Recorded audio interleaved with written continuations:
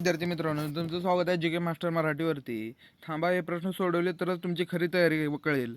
इतिहासातील अवघड प्रश्न टॉपरच सोडू शकतात. फक्त पाठांतर नाही तर संकल्पना समजली पाहिजे. 40 पैकी 30 आले तरच स्वतःला तयार समजा मित्रांनो. चला आता सुरुवात करूया. सुरुवात करण्याच्या अगोदर व्हिडिओवर नवीन असाल तर लाईक आणि सबस्क्राईब करायला विसरू नका आणि मित्रांना पण शेअर करा. चला सुरू करूया. दुहेरी सत्ता पद्धती ड्युअल गव्हर्नमेंट बंगालमध्ये कोणी सुरू केली? तर ते रॉबर्ट क्लाइव्ह याने केलेले. Robert Clive. प्रश्न क्रमांक 2. रेग्युलेटिंग ॲक्ट 1773 नुसार सर्वोच्च न्यायालय कुठे स्थापन झाले? ते कलकत्ता येथे स्थापन झालेलं आहे. प्रश्न क्रमांक 3.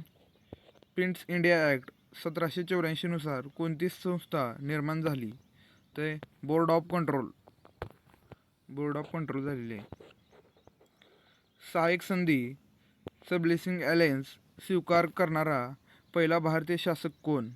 तो हैदराबादचा निजाम होता.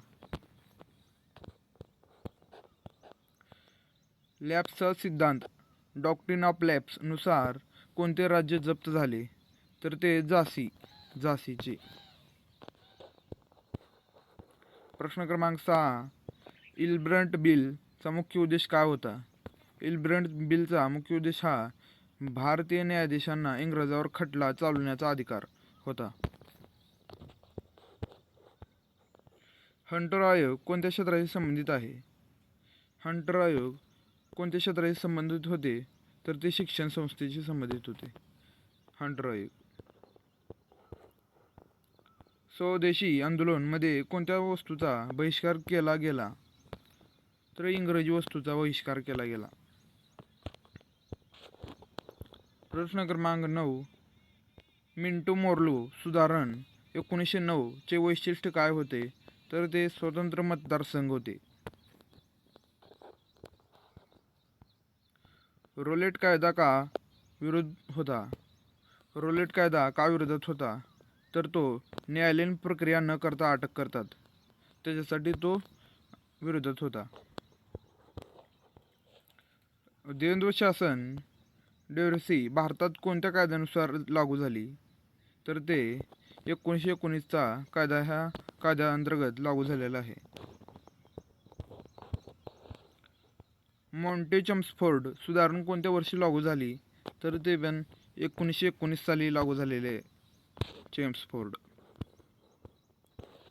रोलेट कायदा कोणत्या समितीच्या शिफारशीवर होता? रोलेट कायदा कोणत्या समितीच्या शिफारशीवर होता? तर तो सेडिशन कमिटीवर होता. सायमन आयोग भारतात का पाठवण्यात आला? तो घटनात्मक सुधारणा तपासण्यासाठी पाठवण्यात आला. नेहरू अहवाल कोणत्या वर्षी सादर झाला? 1928 साली सादर झालेला नेहरू अहवाल. लाहोर अधिवेशन पूर्ण स्वराज्य ठराव चे अध्यक्ष कोण होते? जवाहरलाल नेहरू. पंडित जवाहरलाल नेहरू हे होते. क्रिप्स मशीन भारतात कधी आले? तर ते 1942 साली आलेले क्रिप्स मशीन. व्यक्तिगत सत्याग्रह कोणी सुरू केला? तर ते महात्मा गांधी यांनी सुरू केलेला आहे व्यक्तिगत सत्याग्रह. भारत छोडो आंदोलन कोणत्या अधिवेशनात घोषित झाले? भारत छोडो आंदोलन तर ते मुंबई अधिवेशनात घोषित झालेले आहे. इंडियन इंडिपेंडन्स लीग चे पुनर्गठन कोणी केले? रासबिहारी बोस यांनी केलेलं आहे. प्रश्न क्रमांक 21. कॅबिनेट मिशनचे मुख्य उद्दिष्ट काय होते? सत्ता हस्तांतरणाची योजना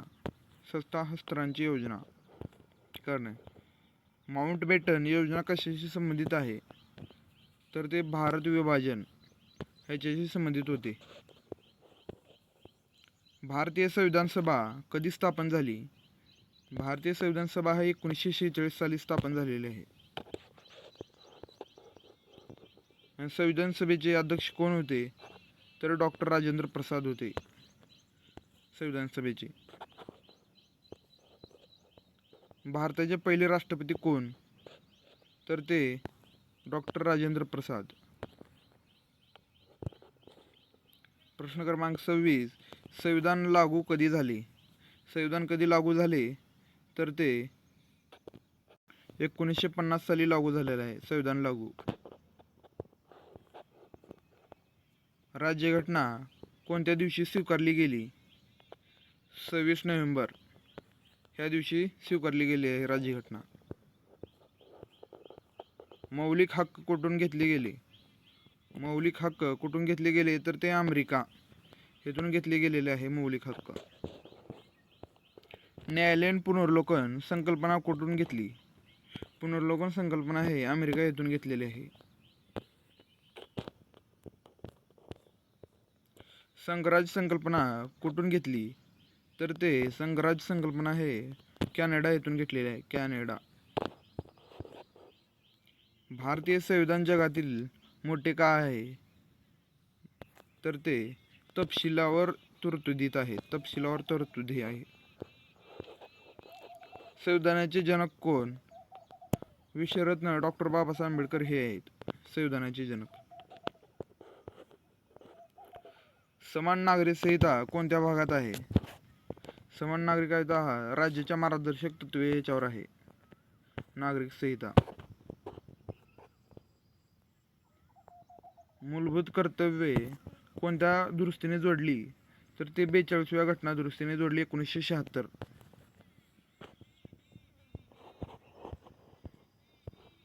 भारतीय संसद किती घटकाची बनलेली आहे तर ती 3 घटकाची बनलेली आहे. 3. लोकसभा सदस्याची कमाल संख्या किती आहे तर ते 550 आहे.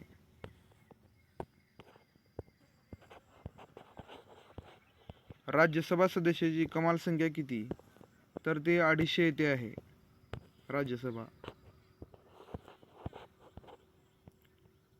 राष्ट्रपती निवड कोण करतो तर तो निवडक मंडळ करतो. राष्ट्रपती निवड. पंतप्रधान कोण नियुक्त करतो? राष्ट्रपती करतो. पंतप्रधान निवडणूक कोण करतो तर राष्ट्रपती करतो नियुक्त. सर्वोच्च न्यायालय कुठे आहे?